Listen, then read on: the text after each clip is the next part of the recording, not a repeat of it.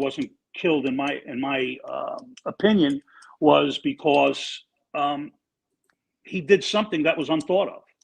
And not to say they didn't want to kill him because they were unsuccessful in doing so, but they did, and it didn't come to fruition. And so, but eventually the Chin was really pissed that Gotti did this, and there were some attempts made. And absolutely, and everybody knows what was done, and it is what it is. John Gotti pulled off one of the biggest murders in La Cosa Nostra history, and became a boss of the Gambino crime family, and pretty much went unscathed until he passed away. So, okay, so then you have the commission, and the FBI wants to take down the commission, and the commission has some of the most powerful people of all the families on it. So originally, when they started going after the commission, they were going after some guys that died during the investigation. Is that right? Yeah, I believe Paul Castellano was one. I think Aniello Della Croce was one. And another guy from the Bonanno crime family who was a consigliere by the name of Stevie Beefs. His last name was Canone. And he died of natural causes. Aniello had cancer, and Paul, obviously, everybody knows, was murdered in 1985. Mafia history, $1.99. Thank you. Okay, and so they eventually brought charges down on everybody. And the funny thing is, and this is the type of man Tony Salerno was. They said to him, "Why don't you pretend he was a very sick man." And they asked him, they said to him, just use your illness as a way to try to avoid things. And he refused to use his illness, Danny. He said a quote that I can't even put my socks on, but I'm not going to be like these other guys and pretend I'm sick. Well, listen, he was all them guys, Corallo, Carmine Persico, Jerry Lang, all these guys were cut from a different cloth. Could they have ratted? What do you guys think? Unequivocally, yes. Tony Salerno was your quintessential tough guy, gangster, Cosa Nostra figure. Ratting was not in his DNA. Ratting was not even a term in his vocabulary. As far as thinking about it or doing it, the guy could have rolled 100%. And you don't think they offered him that? Of course they did. You know what I mean? Before we get to the commission, just a couple of things I want to go over real quick. In the 1960s, Salerno controlled the largest numbers racket in all of New York. People don't realize that. It was $50 million per year, Danny. Well, I think it was exaggerated to some extent because I believe Time Magazine came out with an article about the richest or most wealthiest wise guys. And that obviously they put Michael Franzese in that category, but Tony was, I think, in the top three.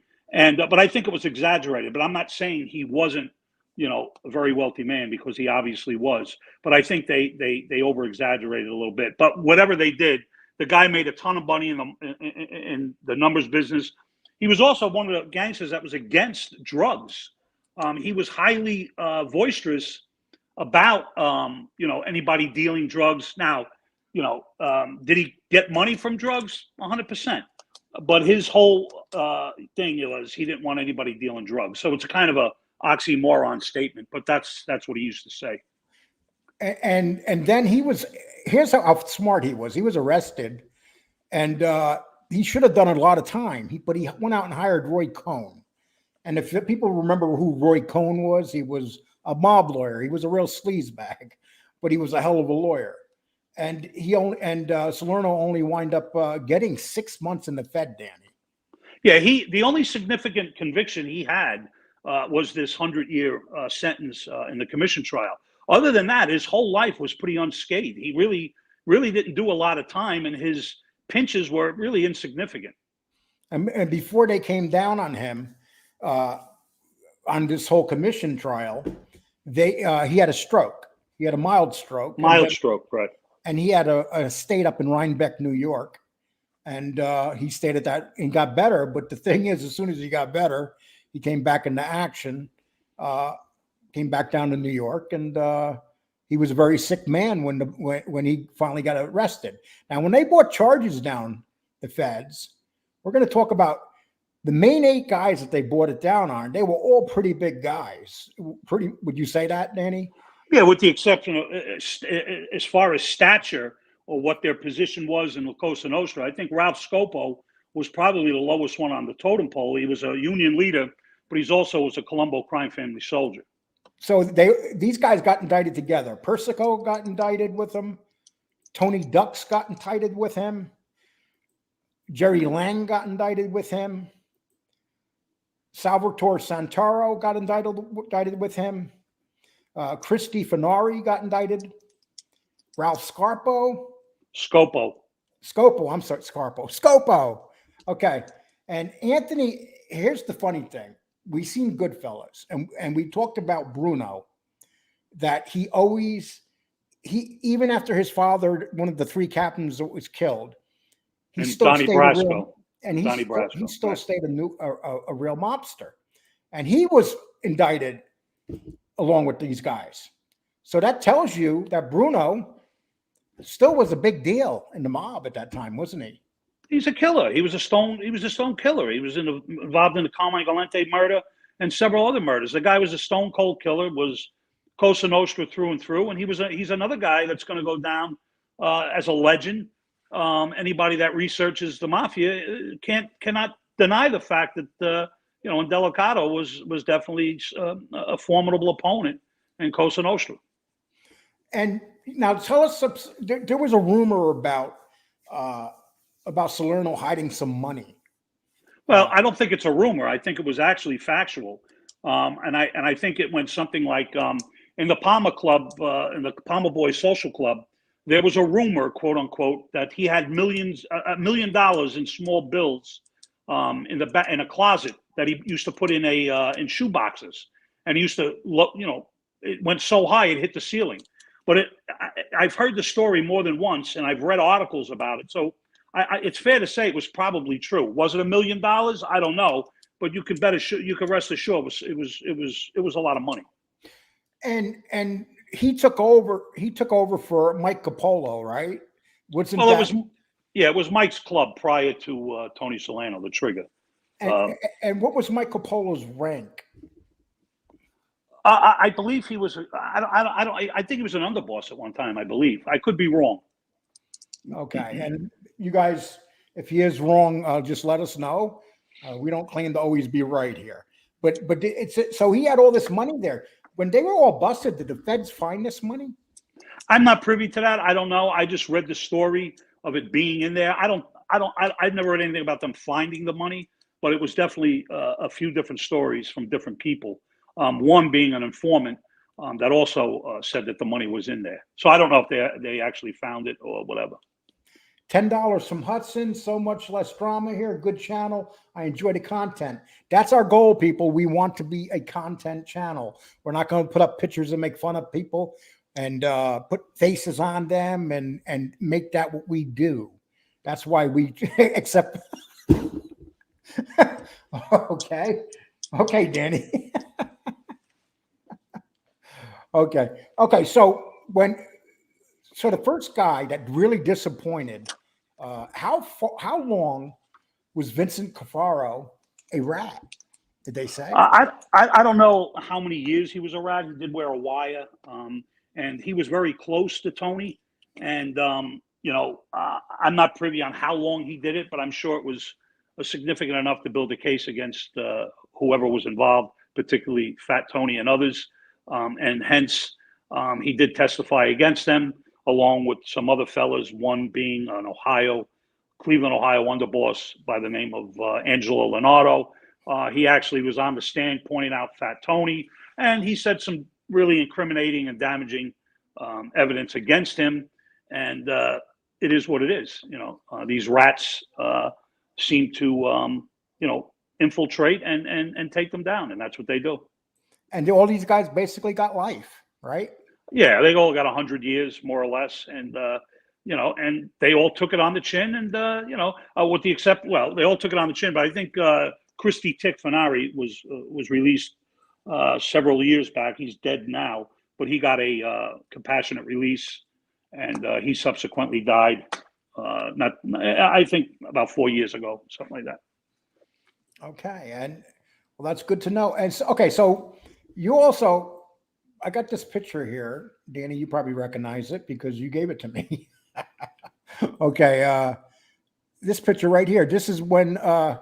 Well, let me just tell you about this picture. This picture was given to a friend of mine, Vinny Arpa, and this was Fat Tony, and with a caretaker that was more. Well, I say caretaker. It was a fella. His daughter is the one that relayed the picture, but he more or less looked out for Fat Tony and took care of him, whatever he needed. But that was a prison picture. I don't know if it was in Springfield, Missouri, whatever other prison he was at, but was definitely in prison. So all these guys go down, and it's the end of some pretty big names. Was that pretty much the end of the commission for what it really was? I mean, did they try to bring it back, or? Well, I don't think that you'll ever see the commission as it was. I think that's going to be. I don't even know if there is a commission anymore. To be honest with you, there very well may be, but I don't know if there is or not. But I don't think you'll ever see anything like that again. And the problem with having a commission is that you automatically qualify everybody for the Rico to be charged on Rico charges because it's basically a group of people getting together talking about crime. Would that be the biggest fear of having the commission? Well, yeah, because you got to understand the RICO was designed specifically for organized crime figures, and the lawyer that invented that statute or that the law was very successful in hindering drug dealers, mafia figures, anybody that was in a group that was organized that had significant knowledge of committing crimes. That RICO Act was very significant in putting people away. And that's the funny thing, though, when you think about it, Danny. You got all these rats out here that make excuses for ratting, and here you got Tony Salerno, a man that's half dead, and he easily could have flipped. And well, Lee, exactly. It goes back to what right, and it goes back to what we said 100 times. These are guys that were faced with not 10 years, not 20 years, not 50 years, 100 years. Every single one of them. I think with the exception of obviously Paul Castellano, Stevie Beefs, and Della Croce, took it on the chin. Now, why did they do that? They did it because they're men. And you might argue the fact that, oh, yeah, well, they did it because they did the crime, they're doing the time. You didn't see none of them in a back room, conspiring with the FBI to turn state evidence on anybody. They took their time. They went away, and what are you going to say? What are you going to say? These are the guys that you should be looking at, not these scumbags that are on YouTube talking about what they did or what they didn't do or who they murdered or who they didn't murder and talking like they're the next thing since Christ. These rats are punks, every fucking one of them. Jimmy Calandra, Larry Mazza, Fuckboy Panisi, John DeFag, A-Light. They're all punks, every fucking one of them. And anybody that platforms them are a fucking punk too. Let's not forget sleazy Bill Catullo. And yeah, Bill Catullo, the flower woman. That's what he is. His new name is Billy the Flower Child with the cock in his mouth. Now you just gave Gunsmoke something to use a video for. Yeah, why don't he go get a fucking job, the welfare recipient, the food stamp bum. The odds of him working, Tony, come on. I mean, Danny and Tony. I just called you Tony. I get you mixed up with Tony Pizza all the time, Danny. Oh my God, I'm getting off of here right now. Forget about it. Okay. But again, Lee, and I'll keep saying it. Anybody that wants to donate to the show, please do. Lee puts a lot of work into this, and it's greatly and immensely appreciated. And it is. Secondly, listen, you guys that are on this are very powerful. You got to hit these rats just like we do. They're nothing but a lying bunch of fucking mutts, and they shouldn't have a platform. And anyone that has a platform that's a rat, go in their channel and disrupt them. I know they'll block you, but talk about them because they're all bums. They ain't got nothing. They're all bums. Listen to what I tell you. Danny, I can't see you, brother. You're making me look. You're making me look at that. What is that guy's name again? I can't think of it. It's De Blasio. De Blasio is his name. Okay, let's see. Fat Tony was in jail with Lefty Gun Rosario, and supposedly he can't stand him because he was always complaining. Well, again, you're probably right. I don't know, but there's 100 stories, and I'm sure there's good ones and bad ones. And Tony Salerno did not like the Bonanno crime family. I don't even think the Bonanno crime family at that time was even on the commission or was allowed to be on the commission. So Tony Salerno had a very bad taste in his mouth for the Bonanno crime family. Now, there were a couple of Bonannos on there. I think I showed them. Maybe I'm wrong. The Lucchese's they were. Yeah, there was no, I don't believe, other than there would have been, Stevie Beef would have been on there, but he wasn't. He died. Okay, let's see. What do you guys have to say about this? Let me see. Please send donations to the hardest working men in. Thank you, Boot Hill. And thanks, Boot Hill. Much appreciated. Welcome here, Boot Hill. We appreciate you being here today. Okay, if you guys want to ask any questions about Tony, listen, we're going to drop some videos. And when we drop videos, mob videos, they're going to be longer than, we want to spend 30 minutes on our live putting out content, which we just did on Tony Salerno. But Danny, when we talk about Tony Salerno, just off your head, name something we just missed. Well, he had actually 4 top lieutenants that he really confided in. One was a guy by the name of Louis de Gimp. I can't remember his last name off the top. Salapuzzo. There was another guy, Louis Vigilante. I believe that's how you pronounce his last name. Along with Vinny the Rat Cafaro. They used to call him the Fish. They were his top lieutenants, believe it or not. And Matty the Horse was up there too. But I think the 3 that I really just mentioned, or 4 with Vinny, they were his do or die guys. And obviously Vinny the Fish became a rat. So I'm guessing he was very disappointed when Vinny testified against him, being that they were very close. Well, I'm sure he was. I mean, they were essentially from Harlem together. They were in the streets together. I mean, I would be too, obviously. Hey, people, I'm going to drop the link, and whoever wants to jump up is more than welcome. Hello, if I like you, I'll let you on. With the links down there, people. Angel, you can even jump. Whoever wants to jump up can jump up. And we're going to read some of these right now. Sons of Italy, how you doing? How are you? John Gotti didn't go to the commission because all the commission's heads were on trial. Gotti put out feelers to the captains and other. You know what, Johnny? That's some really good information. You got a very good point there. But irregardless if there was a commission or not, John Gotti was going to do what he wanted to do. And I'm not trying to glorify this situation, but John Gotti was on a mission and he was going to do what he wanted to do, and he did it. And anybody that can, talk and say, well, you can't. He did it. Nobody else ever did that. And you want to go back to the 20s and the 30s, yeah. But I mean, a sitting boss was murdered in Manhattan. Yep. Lucky Luciano did it to the 2 heads of the family. Well, yeah, back in. But I'm just saying, in this that was time, before the commission. Though that was before the commission. Yeah. But at this time, which is pretty. When you think about it, that's pretty incredible that Lucky Luciano did to such 2 very powerful men at that time, and he was involved in both murders, like literally there one time. The old guys kept it quiet. They never went around like Hollywood superstar. Well, I'm not going to put that up there, John. Well, you don't have to. Listen, John Gotti, you got to understand something. John Gotti made no qualms of who he was. He was a gangster. No matter how you like him, whether he wore $5,000 Baroni suits or not, John Gotti was John Gotti. You could say he was flamboyant. He shouldn't have been. He was a gangster, and he wanted everybody to know he was a gangster. And Joe DePonte, he didn't hide it. And Joe DePonte, you're allowed to say what you want here. Oh yeah, no, I'm not saying. You're respectful, but the fact of the matter is, he did go to prison, and like those guys on the commission, he died in prison. So let's remember that too. All these guys always knew what they were going to do or where they were going to go, didn't they, Danny? They always knew. Well, listen. You're either going to die, or you're going to go to prison for the rest of your life.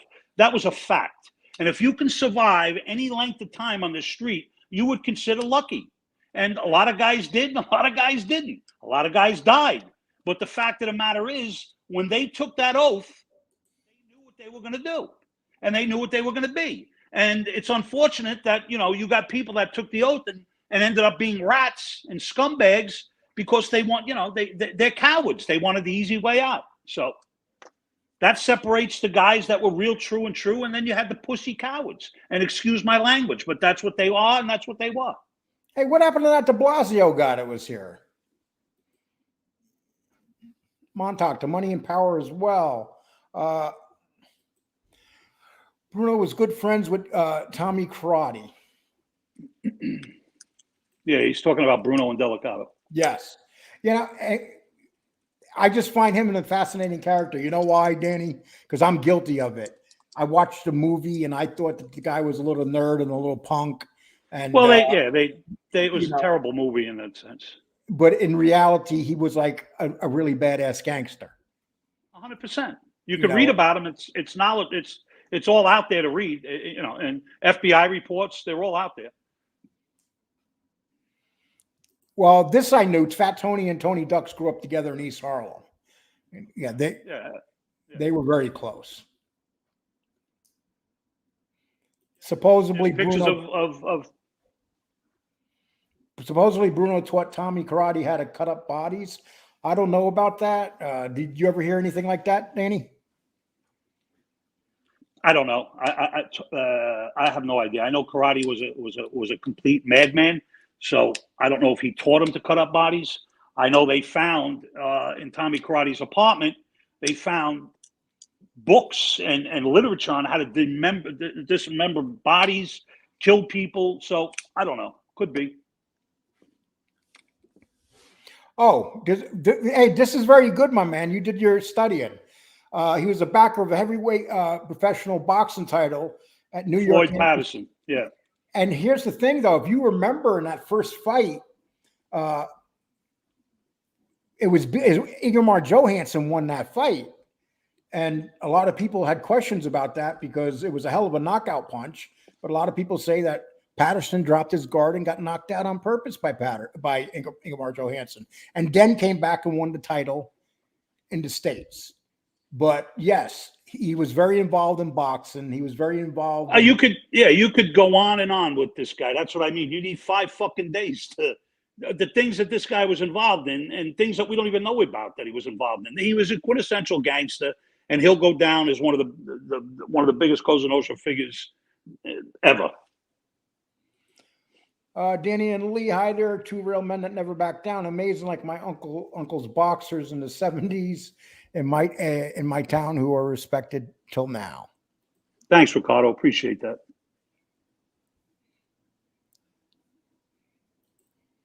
By the way, Armando Santi says Albert Anastasia was John Gotti's hero. Well, you could say what you want about Albert, but not many people. They waited. They were scared of him, and when they wanted to get him, they made sure he was sitting on a chair with someone cutting his hair. That's a guy that we should do a show on, Albert Anastasia. What do you think of Albert Anastasia, Danny? Yeah, he's an interesting character as well. Very, very much interesting. Now, a lot of people don't realize Albert Anastasia was part of Murder Incorporated, wasn't he? He was one of the killers. Correct, he was. Yeah. Right. I did all that reading. I did some reading the other day on Murder Incorporated.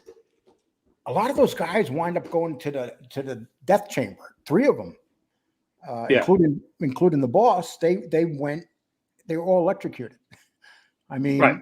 They didn't play back then, and they even went as far to the Supreme Court to try to get the convictions overturned, where they get life in prison. The Supreme Court refused, and they said they killed like 200 men. They were responsible for 200 murders. And you had Jews and Italians working together. They were essentially in a gang that coexisted together, and they made a lot of money, and they murdered a lot of people. They were rootless, and they were scared. People were. And just think that this group of men, Murder Incorporated, they worked for all 5 families, and they didn't choose a family. Basically, what they would do is say if they wanted to hit, they would reach out to Murder Incorporated and give them the hit. And, they were Murder freelance Incorporated killers. worked for they whether it was the commission or whatever, they were out there doing hits. And you know what's funny, Danny? Those guys on Murder Incorporated, none of them seemed to be over 5'2". Oh, yeah, they were little back then. When they had they kill you in a minute. They had a machine. Yeah, Scott Bell, Roy Cohn died a horrible death. He was a horrible human being. There was even talk that he was a homosexual or something like that too. He was. Yes. Yeah. That's how he got his AIDS. Yeah. I'm not sure. I think it was Al Pacino that played him in the movie. I'm not. No, it wasn't Al Pacino. It was Robert Woods that played him in the movie. It was a fantastic movie about Roy Cohn. Okay, let's see here.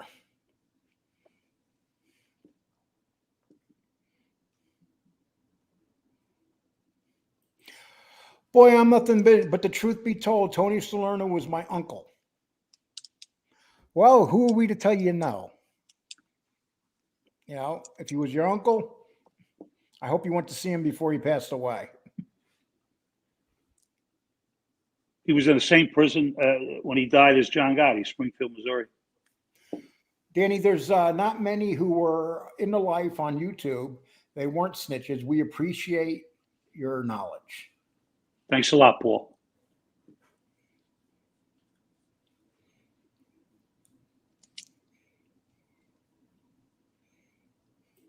Salerno would have shot himself before turning. I think any of those guys on the commission, Danny, what do you think it was that when those guys, on the commission, John Gotti or these other guys, Locascio, they just had this thing in them where they just could not be flipped. They knew they were going to do it 100 years. They knew they were going to do it 100 years. You got guys that were legitimate tough guys, legitimate gangsters, lived the code of what they took to their death. And then you got guys that were opportunists. And when the going got rough, what happened? They became punks and they became rats. Listen, you could say whatever you want about John Gotti. You could say anything you want about a lot of these guys. They didn't. So I don't know where these arguments come up. Oh, John Gotti was this, John Gotti was that. You got nothing but rats on YouTube. That's all you got. They talk about John Gotti, they talk about this guy, they talk about that guy. It's inconceivable to me that they're allowed to come on a platform like Sammy the Punk Gravano that can make millions of dollars or hundreds of thousands of dollars on YouTube, make a movie, okay? And he's allowed to prosper. You know what I mean? And then you have these clowns backing them that they don't even know nothing about the mob. I mean, they just say, you'll hear John Gotti destroyed the mob. Sammy Gravano did the right thing. People, when John Gotti went to prison in 1990, the Gambino family was still pretty powerful when he went to prison. And so were the other families. As a matter of fact, there were some big murders going on through the whole 90s, wasn't there, Danny? In the mob, there were wars, people being found dead all over. I mean, the wars in the 90s were some of the worst wars ever, maybe the worst. The easiest thing to do is point your finger at a guy like John Gotti. That's the easiest thing to do. And tell and say he ruined the mafia, he did this, he did that, which is simply not true. You might not like John Gotti, you might not like what he stood for, what he did, but one thing you can't take away from him, he did it the way he wanted. And I'm not trying to glorify John Gotti. I'm telling you the facts. Someone just said, Lee and Danny, go F yourself. Now block me. Tell your mother the same thing, you punk, you sissy bastard. But it's funny, though. He came in here just to say that. He's a clown, just like the rest of them. 321 in here right now. 320. Thank you very much, people. Please donate to the show. At the top of the show, you can see my Cash App. If you want to send something to my Cash App or donate to the channel itself, It's very much appreciated. And to those who donated so far, thank you. Oh, Bill Catullo. And even if you don't. Yep. Bill Catullo's new name Bill. is Fire Marshal Bill. Yeah, Bill could listen. Anybody that I made the biggest mistake of platforming Bill the Flower Child, and I'm guilty of it. You could curse me out, I'll take it. But Bill Catullo is a complete fucking failure in life. He's a complete failure. All he does is smoke cocks on TV with his new show, right? All he does is talk about what he could have did. He was never proposed to be no mobster. He's a fallacy. He's a liar. He was never proposed. Never. So anybody that listens to Bill Catullo is another fag. Okay. Boys can bring back golden memories. Keep up the good work. I just worked out the app. I'm no computer genius. Laugh out loud. Love your work, boys. Thank you. We really appreciate that. Thank you. We're just trying. De Blasio. There he is. Okay. Where is he? Wait a minute. Let me find him. There he is. There he is. See you later, fucking online. Hey, Mr. De Blasio. How you doing? Okay. So now we're all on equal terms here. You know, you people know names. Everybody's researching people and all this silly stuff. They seem to know a lot about me and you, Danny, right? With all these we know a lot about De Blasio too. We know a lot about De Blasio too. Casper, I never heard Danny swear before. Okay. Don't get me started. Danny is the man that don't talk the talk. He does what he's supposed to do. Amazing. Yes. And let me tell you something. I'm very proud to have Danny for a friend. And when these guys go after Danny, I think to myself what he has compared to what they have. Listen, wait, I'm not going to. It is. I'm not going to toot my own horn. But these guys, listen, anybody, I'm not talking about anybody in particular, you know, it's incredible how people try to front and put things on YouTube, videos of what they drive or what they wear or jewelry. And in all honesty, they can't buy a fucking apple in a store. They got nothing. That's what's funny. Danny, do you have any money in the bank? I got tons of money in the bank. Why don't you fucking find out how much money I got in the bank? I'd love to. Okay, well, I hope that wasn't for me. I have David. Yeah.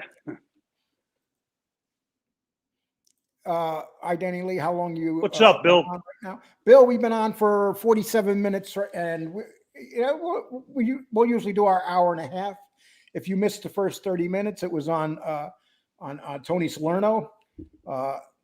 And I really enjoyed discussing this stuff with Danny because it's amazing. I love learning this stuff. And I don't pretend to be any mobologist because I'm far from it. Okay. The Bath Avenue boys try so hard to get down with the Bonanno's crime family. They were used by the Bonanno crime family. Would you pretty much say they were used, Danny? You know what? I don't want to say used because they grew up on the street. They know who was there. They knew what that social club was about. So, no, I don't think they were used. I think they allowed themselves to believe that they were going to be something. And in all actuality, you know, they were just glorified cowboys. That's all they were. Hey, people. And, of course, Jimmy Calandra was a jerk-off. If somebody puts up something negative about Sammy Gravano, do not block it. If somebody puts something up negative about any of these guys, do not block it, people. Because if you watch these other chats from the beginning of the show to the end of the show, that's all they do is talk negative about me and Danny. That's it. But you know what? We got the numbers. Our show's growing. So let them say whatever they want. These fat old men will sit back. Right now, there's 306 people in here. You know, that's what it's all about. It means more to me to come on here, Danny, and to see that people are happy with the show. We don't come out here 5, 6, 7 times a week. We come out 2 to 3 lives a week. And because we don't do that many lives, we really enjoy doing them, right, Danny? Absolutely. Absolutely. Listen, it's rec. It's fun. It's, you know, I enjoy coming on here. You know what I'm saying? And they could say what they want, and they could ridicule and put up slanderous, because what comes around goes around, and everything's just a matter of time. So listen, do what you got to do. But I still enjoy my $60,000 truck. I still walk outside free as a bird because I'm waiting for somebody to come to my house. I look out the window and I hope and pray that somebody I don't know comes to my house and walks up my driveway. But again, these are guys with big mouths, big assholes, and big mouths, and they suck cocks and take it up the ass. That's what these guys do. You're giving gun smoke material. Because they're on here every day. And listen, you're entitled to do that, but for every action, there's a reaction. So once again, I'm dropping the link, people. Anybody that wants to jump up that I like, I'll let you in here. I say as that I like because I gotta like you for you to come on the show. Or if I don't like you, I'll let you come on the show, but it depends who you are. So far, we have 100 likes. Please get those likes up, people. Thank you so much for hitting it. We're at 294. We're just about 1 hour in. Oh, okay. We got to put up. James Monroe has made a couple negative comments. No, you're not Jeff Nadeau, so we're not letting you in here. Somebody came up with saying they're Jeff Nadeau, but Jeff Nadeau would show his face. Okay.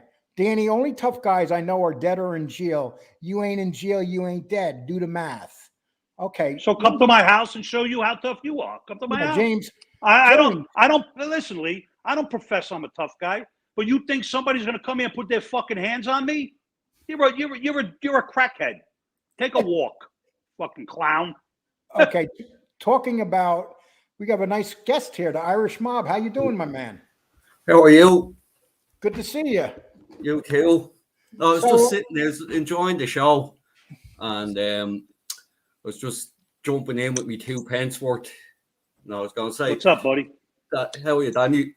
Good. I was just with Salerno. He got involved with Danny Green. Remember in the Cleveland?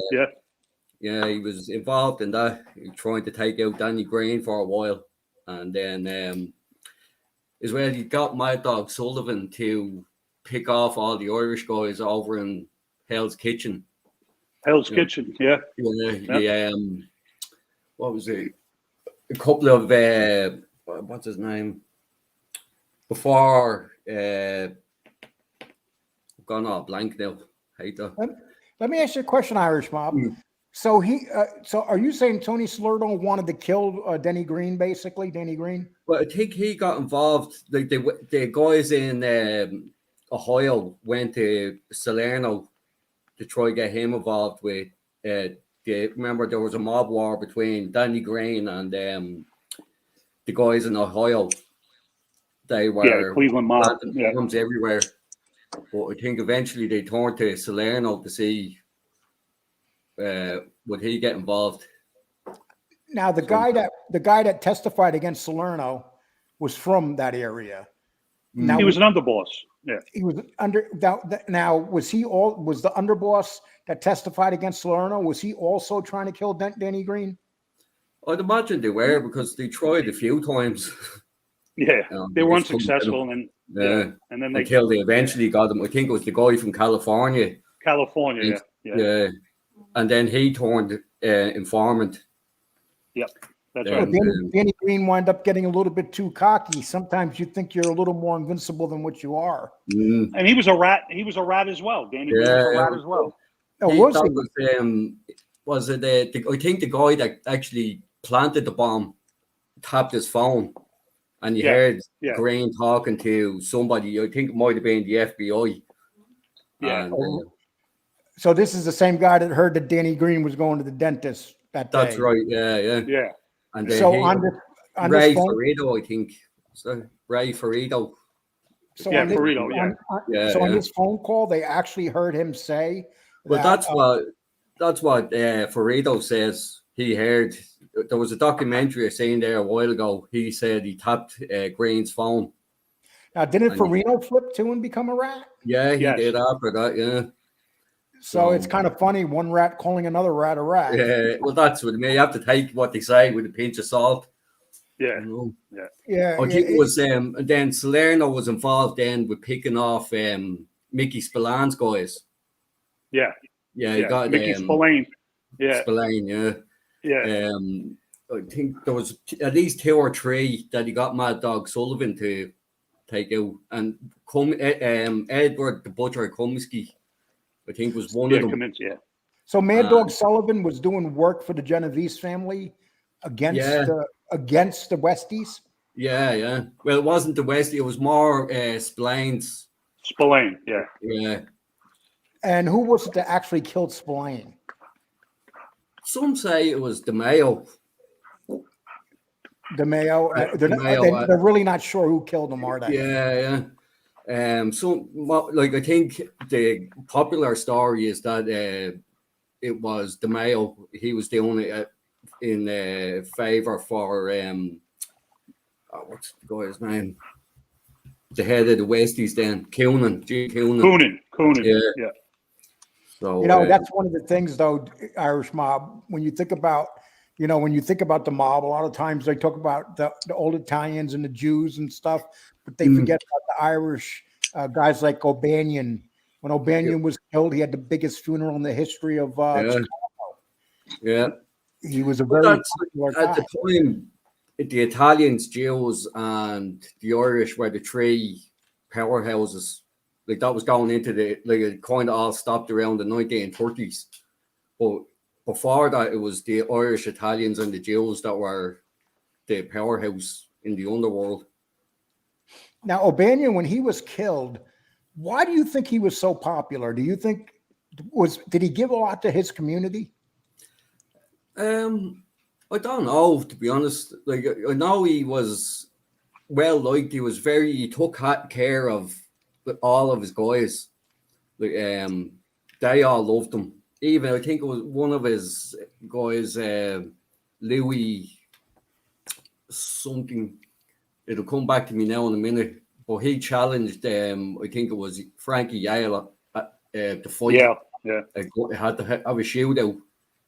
Can't think of his name right now, but Louis something. But they sent him off then to down south to cool down. Louis Altieri, Tugon Altieri, was his name. But he loved O'Banion. Neutral Drop, how you doing? I'm actually watching 2 screens at one time: the live screen and the show over here. So I got 2 screens going. I could see people that I don't see. I should have done this sooner because it's a better way to stay at the bottom. So Irish Mob, do you have any type of show going on YouTube? Not at the moment. I'm thinking of doing one, but I put out a documentary there, a 4-part documentary there a while ago about the Brooklyn's White Hand Gang. So that goes on for about an hour, over 4 videos. And what was the name of the gang? I'm sorry. The White Hand Gang. Oh, and explain a little bit. And I want to ask you a question, Irish Mob. Yeah. There's a show at Netflix that has to do with the guys that got the razor blades in the hats. The Peaky Blinders. The Peaky Blinders. Yeah. How accurate is that? It's, yourself, like, there's a bit of truth wrapped up in the fiction, like there is, like, they were the real gang and they were around Birmingham and they did all the stuff that they did, but they're TV shows for entertainment, there's a truth wrapped up in a lot of fiction to sell. It's like that other one, Boardwalk Empire. There's truth in it, but it's just wrapped up in entertainment. Boardwalk Empire was very entertaining too. Yeah, that was a great show. We never actually got to finish the end of the series. I kind of got into something else then, but I have to go back and watch the whole thing again. The star in it, Michael Pitt. Remember he got killed at the end of the first season, I think, or the second season. He was in a contract dispute, and he thought he was so popular. Yeah. And so they killed him off. He was shocked when he seen the script. He said to the guy, he goes, "I'm getting shot in the face." Just to make sure. Yeah, it's like Steve Buscemi is shooting you in the face, and you're out of here. So that's for bugging us, for asking us for. He wanted as much money as Steve Buscemi. Kind of funny, ain't it, when you think about it? That's it. Like these guys, get a bit ahead of themselves, don't they? Now, Joseph Valachi was the first mob rat, opened the door for all the low-life rodents to follow. Great show, Danny and Lee. Okay, Joseph Valachi was a weird... Well, he wasn't the first rat. But he was the most visible as far as the Cosa Nostra went. But you got to remember, Rellis was there was a lot of guys that were not a lot, but there was other guys that were influential in being informants. Joe Valachi was a strange guy. He feels anyway. Joe Valachi, he was one of the guys that took it to the forefront with the Senate committee meetings and everything. But can you compare him to the other rats? He literally he went and talked to the Boston prison, and the Boston prison still threatened his life and said, "I'm going to kill you." Listen, he spent the rest of his life in prison as well. Yeah, he spent the rest of his life in prison. So how much these rats now, they're letting them out with 20 murders. Yeah. It's amazing. And free hand to go and make as much money as they want. Yeah, exactly. Yeah. And you know what the most amazing thing? The government can say to them, "We don't want you on YouTube. We want you working." The government can say this is part of your release. They can. Well, I think I think once they're out of the witness protection program, they're on their own, and they could do and say whatever they want to say. I don't think they're governed by the government. But if they get threatened, they run to the government. You understand what I'm trying to say? So, if they're on YouTube and they're allowed to say what they want to say, why do they get offended when you call them a rat? Why do they get offended when you go at them? Telling the truth. What's the Irish mentality in your country, Irish mob? What is the mentality on ratting there compared to the United States? It's the same. Like a lot of people over there ratting. There isn't. I was just thinking there. I was reading this today. There was a case. There's a guy here called the Monk. And he's after being involved in one of the biggest feuds between Irish gangs in the last couple of years. But they pulled off this hit in a hotel, in the front lobby of a hotel. They dressed up as cops and they went in with AK-47s. And while this was going on, there's a boxing weigh-in happening, so there's all videos of it. And they shot one of the guys they were looking for in the hotel lobby. And mate, they're escaping. Then it turned out one of the shooters was charged the other day, and now it turns out he's turning state's evidence or he's going into witness protection. But that's probably, I think there's only been a handful of guys that have availed of that. But he's getting shipped out of the country to an English-speaking country, being looked after for the rest of the life. So. You don't have to answer this if you don't want to because of where you live and stuff. But how prevalent is the mob in Ireland right now? Is there like families or groups that control crime? Oh yeah, big time. Like the one that I was just talking about there, I think they're in the top 3 in all of Europe. They're running Europe along with, I think it's the Italians and Russians maybe, or Eastern Europeans. But they're fucking bringing in coke and you name it. It's coming in from Amsterdam. Like they're based somewhere in the Middle East at the minute. And they've had to bring in the FBI to track them down. There's a big a father and 2 sons, and they're after bringing in the FBI to try and bring the whole thing down because this is bigger than anything they've seen in Ireland or anything that they'd be used to. So they're very powerful right now. Oh, big time. And this guy that's on trial at the minute, the Monk, he went and he was looking for one of the sons in the hotel and missed out, but they still got one of their men. So they went to war, and I think there was 20 murders so far between the two of them. They brought families and everything have been shot out between the two gangs. So it's it's strange in Ireland. Like, a lot will happen in a short space of time, then it go quiet for a couple of months. Next minute, then you've got murders happening everywhere. So there's always something going on. I think only about 2 or 3 weeks ago there was another murder from another group of criminals. They were after luring this guy back from Spain, and under the pretense that he was free to live in Ireland again. And as soon as he came back, they nailed him in a hotel. Is the big crime being committed there drugs? Oh yeah, drugs and probably armed robberies would be the two biggest. How bad are drugs in Ireland with the population right now? It's fairly, I'd say, like, it wouldn't, I was only saying to somebody the other day, like, we wouldn't see the likes of crack or fentanyl or the OxyContins, but heroin would be a big one, and cocaine. So it's not as bad as the United States.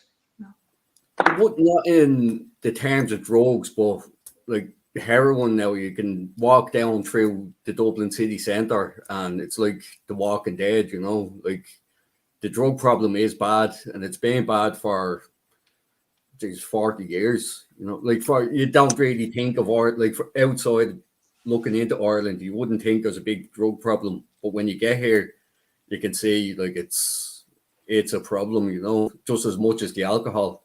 Like, it's so I would say that Ireland is very strict on their borders. So this is a problem from within the country then. Oh yeah. You see, the way they have it set up in Europe, because we're part of the EU, a lot of the criminals now will go to Spain or go to Holland. They'll go outside Ireland and like bring everything into Ireland, and they haven't committed any crime here. So, and they haven't committed crime. Yeah. So like they've got it all sewn up. They're clever. But would they come in through a water port when they're bringing drugs? Because there's, it's an island basically. Yeah. I'd say like they have the whole thing set up to get it in everywhere.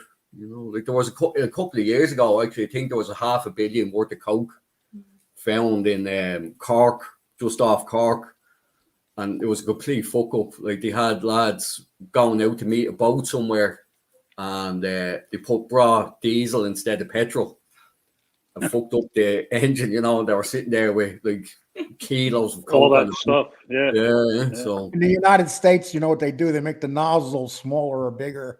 Bigger. So you can't do it. If you do it here, you gotta really be dumb. Yeah. These guys, I wouldn't say. I think, like, again, like, they all took their time. Like, they're all still in prison and all that. But like, you see, as well, you have to think in Ireland compared to America. Like, life doesn't mean life. Like, you'll get out after, like, if you're murder somebody, you could get out after 14 years. Yeah, and people don't realize that in Europe and Europe in general. But is Scotland having the same type of problems as Ireland when it comes to the drugs and stuff? I'd say Scotland could, like, in terms of drug use, I'd say Scotland could be maybe a little bit worse than Ireland. I'd say the two of them are very similar. Like, they're two similar nations and two similar people, so they kind of would be. I'd say maybe Scotland might be a bit worse than Ireland. But hey, Gianni says the Irish cook great breakfast, love the bangers and the mash. Yeah. The old Irish breakfasts are great, especially if your granny cooks them. Yeah. Well, my family is Irish and Scottish. And Downs and Cole, and our history is we left Ireland and Scotland like 150 years ago. but it's a lot of people in this country from that origin. And I just find it amazing because, like, if you want to go on a trip to Ireland, they're very strict getting people coming in to visit the country. Or stay. I mean, their immigration laws are not like the United States. You know, you can come right over the border here in the United States, unless you're from Ireland. Yeah. I think there was a thing. There's a drive now. They're trying to catch pensioners from America, maybe Irish American pensioners, to relocate to Ireland. So you might have a chance. If you get your pension, you might have a chance of getting in. Yeah, you have to have a certain amount of money in order to get in. You know, here they just tell you to come over the border and we'll give you money. That's the problem going on here. Sounds good to me. Yeah. Well, you know what? Go to the border, come across, and they'll probably say to you, "No, you're too white. Get out of here." Yeah, probably. That's. Hey, Danny, if you walk through the desert, we'll get a tan, so you should be all right. I live in Texas, and I'm at the top of Texas, so I don't witness it like the people at the bottom. Texas is probably 2-3 times the size of Ireland, so you know it's just a huge state. Actually, I'm not sure what the landmass difference is. I will check that. Danny, is there anything you want to ask Irish Mob while he's here? I think this is interesting stuff that he's. I didn't think that we're. He's got a great Facebook page. Everybody go to his Facebook page. He's got some great content, interesting stories. He's top notch, and I like him. He's a good guy. And I got a question for you, Irish Mob. Yeah. What the hell's up with Conor McGregor? I mean, the guy had all the talent in the world, and now he's doing steroids. He weighs about 200 pounds. He can never fight in the UFC. He's too big to fight now. He'll be tired in 30 seconds. He has so much muscle mass. Yeah, you see, he's one of those people who have split opinions. Some people here like him, others don't like him. I think he's all right. I'm disappointed because he was great for the game. You see, I think he made all his money with that fight with Mayweather. Yeah. He made a lot of money in that. Now he's after buying a couple of pubs and he's spreading it around. Like, he seems to be using his money well, you know. But yeah, he gives a lot to hospitals. I seen a yacht that he owns. He owns pubs. Those pubs are really doing well in business. Yeah. And he just there was a story about him. He had some problems, or he was involved with some mafia guys in Ireland. There was a story I read. I don't know how true it was, but it was pretty interesting. I don't know if you knew or heard anything about that. I heard, it happened in a pub. I think it was the pub he actually ended up buying. But I think they all got sorted out quietly after that. I'd say, but it turned out it was one of the father of one of these guys that he had to deal with. But I think it got sorted out. Maybe cash might have been handed over, or you know, something. But no, it was true. All right, he did it. That happened. Oh, okay. Yeah. So he does as well. Like, he gives a lot of money to the children's hospital. He does a lot for them. Yeah, I read that as well. Yeah, I read that. He's a good guy. Do you think that he had to pay somebody in those families to spot this thing? I'd say so. Yeah. Because it doesn't matter. It doesn't matter who you are when it comes to a bullet. Well, that's it. Nope. You know? Dave, Danny came from the depths of despair to make something of himself. What a great story. Thanks, Dave. And you were about to head off. All right. Thanks, Irish Mob. Yeah. Going to have a smoke. You're welcome there anytime, my man. You take care of yourself. All right. Thanks for having me on. Talk soon. Anytime. Yeah. Okay. Well, Danny, I didn't expect that. That was some interesting stuff, because who would think that Ireland's having the same problems we're having here? It's funny, you know. It's not. It's you know, it's universal. You know what I mean? It's not just here. You know, he described an area in Dublin, where you walk down the street, it's like South Philly, or it's Kensington in Philadelphia. They're all zombies, or they're all fucking high and nodding out. So it's pretty interesting. Once again, if you want to donate or if you want to send a cash app, please do so. I got a couple cash apps I haven't checked yet, but thank you for those who. I'm not like the other guys where I stop and check my cash apps, Danny, in the middle of the show. Kinahans now have U.S. warrants. Any boxer with global can get a visa with, and why Fury isn't boxing in the United States. Francis fights in jeopardy. You know, Fury is an amazing guy. I mean, when you think about how good of a boxer he is, Danny, I don't know if you follow boxing, but this guy Fury, Tyson Fury, wow. Yeah, I watched him. Yeah, I watched him. Vincent, $20. Good to see you guys on. Vincent, thank you. And thanks, man. I hope that you catch the beginning of this show too, because we put some, I think, good content. I love these kind of shows, Danny, when we do maybe a little bit of drama, but we get to discuss things that actually people want to hear. This is this is the mob genre, people. This is not the drama genre, the drama genre like people think it is. This is the mob genre, and that's why we're doing well. That's why we get subs every day. Our sub numbers never go down; they always go up. And Danny, would you say that's what people want? They just want to hear regular mob stories and have good conversations and stuff, even if absolutely. Yeah, I think so. I think, you know, who wants to tune into YouTube and hear the same stuff every day? So I think it's people gravitate to something that's interesting, and they can put their input in it, and it's a win-win all the way around. Okay. Ricardo, Danny has a great future too because of the talk out of their heart, not gossips. They will be great like no one can. Well, Ricardo, Thanks, sorry, Ricardo. But I'm sure that's a nice thing, but I'm having trouble dissecting that one. Okay, Fury is a global top. Yes, he is. Tommy is without. Well, Tommy Fury. I think he's just a playboy. Yeah, actually, 250 is the low point today, Big B. We've been over 300 for about 40 minutes, and we've been jumping back and forth. You know, Danny, it's kind of funny. Every time I come on here, I always wonder whether people are going to show up that day, and I always tell you this, but they always do. Absolutely, right. I'm glad they do. Hey, listen, you know, people that come to YouTube, you know, they want to listen to something that's interesting, that's believable, that's real.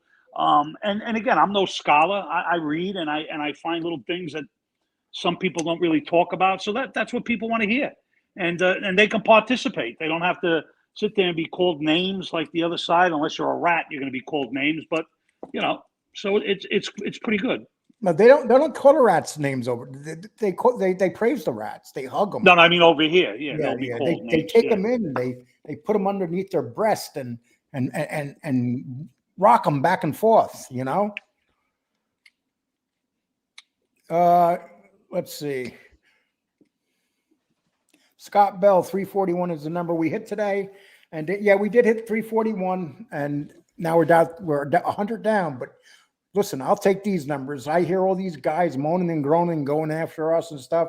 They have 100 people in the chat, and they think they're busy. They have no idea. Their shows are going to stay right where they are, people.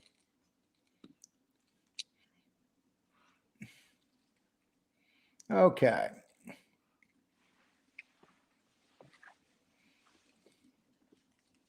Boot Hill, once again, thank you. You're always looking out for this show, and it's always appreciated. Thanks, Boot. Fury is a wrecking ball. His punches have gotten more powerful as he's gotten older. McGregor is friends with those scumbags. They're all huge fight fans. Right. It's the mob. Of course, the mob. Are you surprised at the mob of fight fans, Danny? Oh, no. I mean, it goes back, 100 years.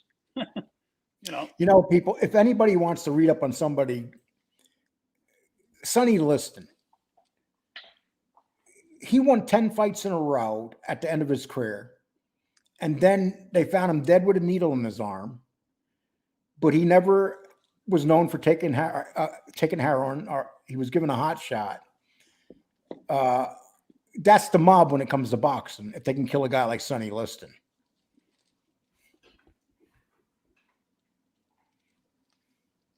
Are you familiar with Sonny Liston, Danny? Oh yeah, I read a lot about Sonny Liston. Yeah. Khabib beat the common sense out of his head. Yes. I'll tell you what, man. Khabib gave him a beating in that fight. Okay, we'll do it. We got about 10 more minutes here. Danny, what else do you want to talk about before we take off? Anything, whatever you want to discuss. That doesn't make it easy on me, Danny. Yeah, pick a subject. That's where you're supposed to. That's like me throwing the show over to you and waiting for you to take over. Yeah. Yeah. Oh, how about the mafia cops connected to the Genovese family? Were they just connected to the Genovese families, but didn't they go out and do something? Didn't they go kill Bobby Borriello under the Casso sent them? And Casso wasn't in the Genovese family. So I don't know. I really didn't read a lot about them. I know they were deeply involved with the Lucchese crime family because of Casso. And I think that I never heard anything about the Genovese family. I could be wrong. I think they basically ran with Casso, and that's what they did. I think they had something to do with the Gambinos too, if I'm not mistaken. Vincent, I like you guys are handing out the whole thing. I like a good interview sometimes, and I like when you call out the haters once in a while. And yeah, and you know something, Vincent. When we do these shows, we never know what's going to happen the day we do these shows. Danny, we never talked about Irish Mob coming on here and having no. He's really knowledgeable. He's a good guy. And again, I if anybody's on Facebook and wants to look at real good content, he's got a great Facebook channel, and he puts out some really interesting stories. So please go and seek it out and look for it. Irish Mob. Mafia cops were with the Lucchese's. Lacerino killed Borriello. Yeah. Yeah, that's what I thought. I didn't think they were with the Genovese family. How would you rate, if you had to rank the top families? We know Genovese and Gambinos are 1 and 2. How would you rate the next 3 families, Danny? Well, listen, Genovese and Lucchese crime. Well, I don't know. The Genovese and the Gambino crime families were probably, the most profitable. I think the Gambino family was a little bigger than the Genovese crime family. I could be wrong. Then I would venture to say it was Bonanno and the Colombo crime families after that. I don't know. It's who the fuck knows? You know what I mean? I know the Colombo family was less as active as far as making money as the Genovese and the Gambino crime families and the Lucchese crime family. Why does it seem to me the Colombo family had the best characters? Well, yeah, you could say that. Absolutely. They were a force to be reckoned with in that sense. You had but they were, you had they were a smaller family, and they weren't looked upon, caliber wise as being equal or better than any of the other families. Danny, let me answer this question, and you correct me if I'm wrong. He wants to know who Caesar. How do you say that last name, Danny? I don't want to mess it up. Bonaventure. Now he was one of the hitters on the boss, the guy with the cigar in his mouth. What's his name? Galente. He was one of the hitters on that, right? Yeah, him and Baldo Amato, Bruno Delicato. He was one of the youngest captains to ever be made in a Bonanno crime family. And they killed Caesar, though, didn't they?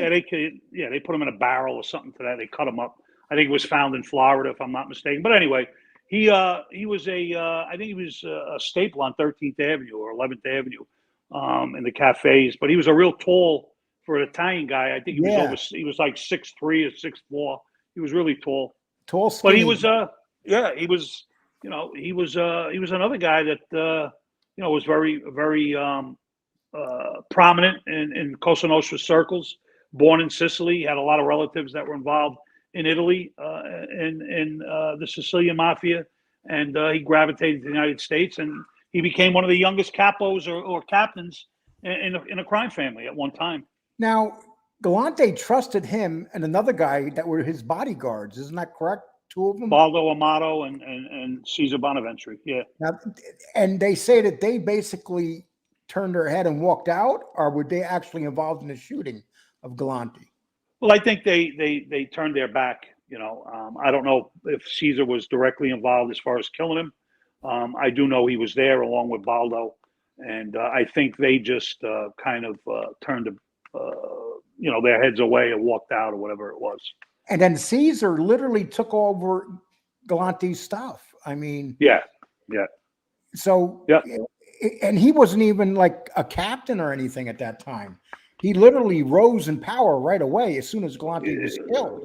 Yeah, he was. Yeah, exactly. He became, a force to be reckoned with, and obviously, he was killed. And Baldo was doing life in prison, and that's the end of that. That story is pretty interesting too. Do you remember the reason why they killed him? Who? Bonaventure. I vaguely remember. I don't want to, I don't want to sound like an idiot. We put up a story about him, and that's why I know a little bit about him. But the guy's just fascinating because he went from just the bodyguard to running the bosses. When Galante was killed, he took over so much. And wasn't he also involved in the Pizza Connection? Yeah. So this guy was out there doing all this stuff. Yeah. Then he got killed. Yep, absolutely. Pretty amazing stuff. Well, guys, I had fun today. I had fun because we actually talked mob stuff. Lots of mob stuff today. And we finished Johnny Ola. Thank you for putting that Caesar Bonaventure in there so we could finish it off with a nice mob conversation.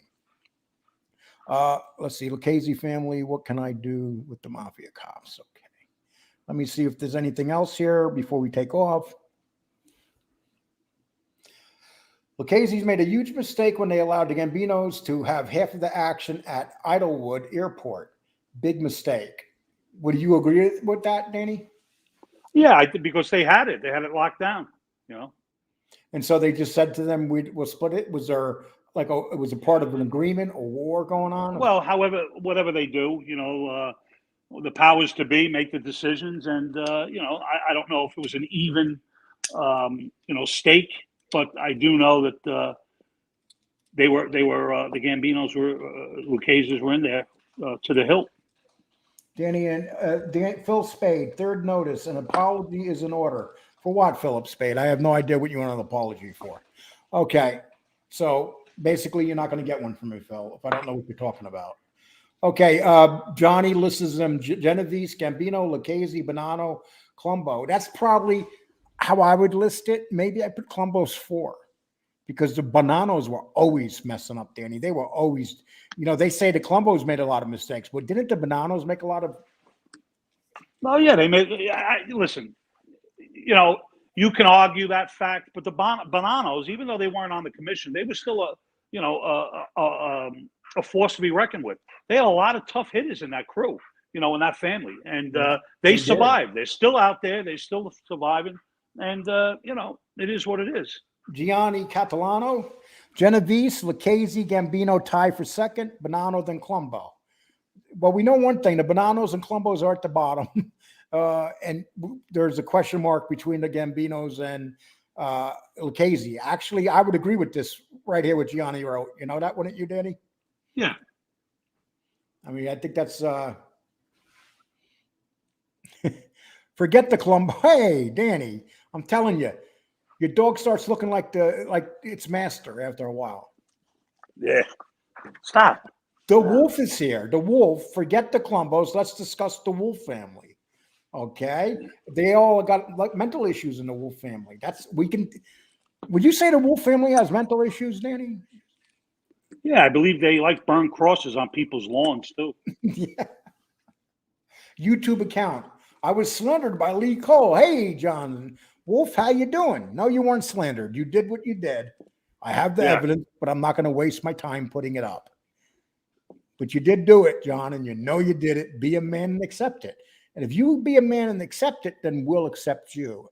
But until that point, John, what can we do? Scott Bell, Salvatelli, and another guy killed Caesar driving in the garage. Yes, they did. And a matter of fact, when they shot him, he didn't go down right away. You know, he was No, he kind of lunged fought. at him. Yeah. I am 54 and I know and learned from Lee and Danny about Bonaventure. Never heard of him. Very interesting guy, Ricardo. I never heard of him until one of my ex-partners who used to do my blogs for me. He did a great stories on that. He had a lot of knowledge on this stuff. And that's the only reason I knew anything about Bonaventure. A year ago, even 4 months ago, I couldn't even tell you who he was. That's the great thing, people, about doing this, Danny. When you're learning and you don't know something about it and you're taking in more knowledge every day. No, absolutely. Yeah. Okay. Joe Messina was afraid of Caesar's ambition, so he had him killed. That's very possible. Caesar was a force to be reckoned with. He was a guy that, for all intents and purposes, he wouldn't take no shit from nobody. And Tommy Lucchese says, making too much money. They chopped his head off. Yeah. Okay. Good stuff, guys. You guys are putting up some good mob stuff today. This is what we're here for.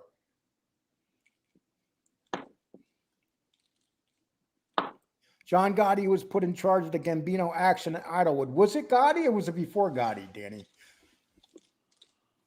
I think it was possibly before, but I know that Gotti was involved somewhere along the line. He was involved in hijackings and everything in there. Well, he loved hijacking. That was his thing, especially when he was younger.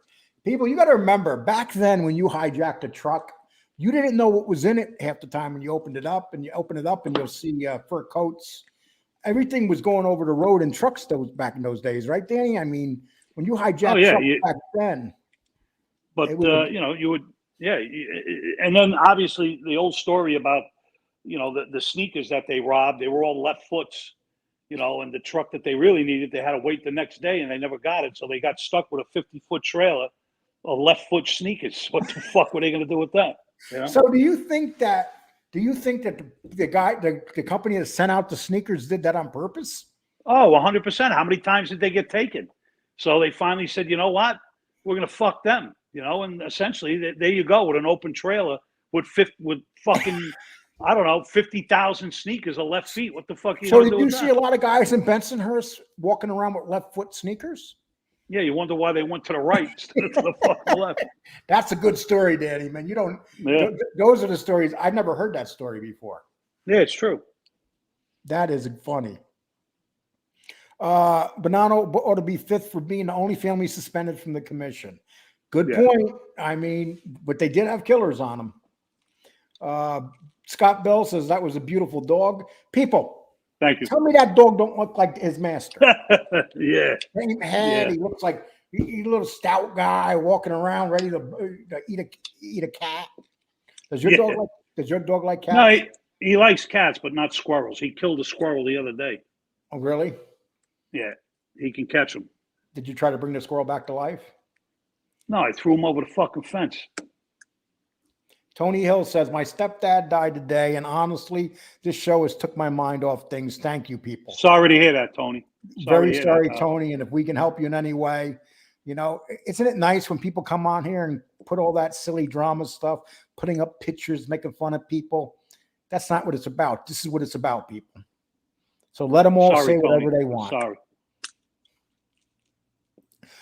Tower King, Lee and Danny keeping it real. Well done, boys. I appreciate that. Thanks, Tower buddy. King. Thank you. Scott Bell, idle wildly, idle, not idlewood. Hey, listen, I even mess up English names, okay? So you can't just blame me.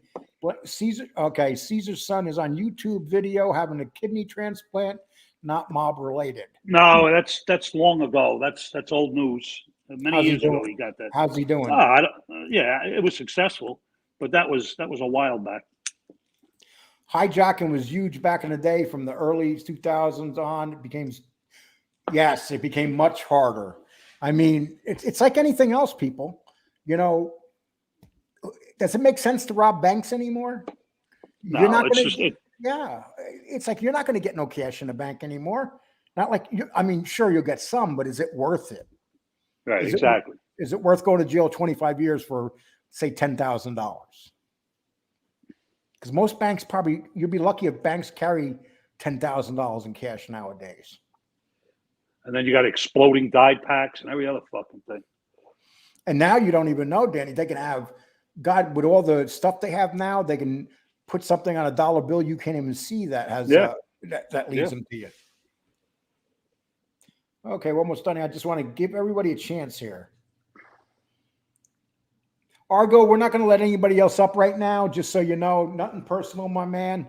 The show's about to end, but you are welcome next show, Argo. Just let us know. Billy the Kid, you're not wrong. They love hating each other. Okay.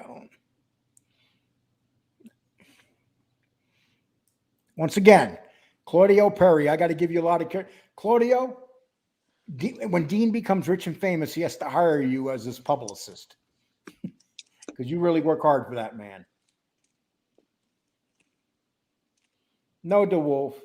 There's no link. That's it. We're done. Listen, people, we're done. And the reason we're done is because there's another show. Make sure you catch Angel's show tonight. She'll be coming on in 45 minutes, Angel. I'm not sure if I'm right. But anyway, thank you all for being here today. Thank you for the good numbers. Thank you for whoever donated. And I had a great time today. How about you, Danny? Did you have a good time with this show? Yeah, it was very good. Yep. You know what Thanks, everybody. You know what I really liked about this show more than anything today? What? Your internet was working flawless. Thank God. Don't say nothing no more. Hey, people, we'll probably be back Thursday with a show. Who knows? But we're going to try to put up another show to this, and it'll be just like this one. If you like shows like this, that's what it's going to be about. People, take care. We love you guys for your loyalty. And if you haven't subbed, please sub. Please hit the like button. Thank you so much. Thank you.